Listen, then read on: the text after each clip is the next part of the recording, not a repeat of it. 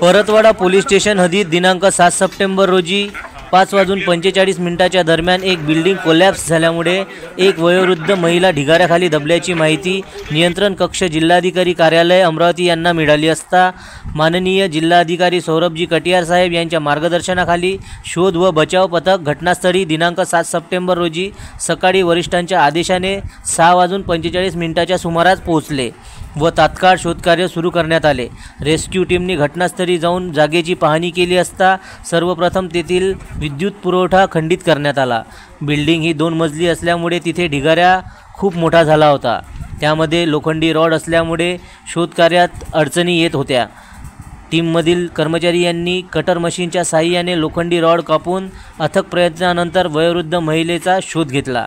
ढिगाऱ्याखाली दबलेल्या आशाबाई अण्णाजी उमेकर वय वर्ष 74 राहणार परतवाडा तालुका अचलपूर या महिलेचा शोध घेऊन त्यांना ढिगाऱ्याच्या बाहेर काढून पोलीस प्रशासनाच्या हवाली देण्यात आले।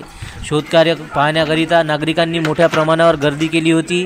पोलीस प्रशासनाने व महसूल प्रशासनाने तसेच अग्निशामक दलाचे सहकार्य तिथे लाभले। जनसमर्थन न्यूज परतवाडा।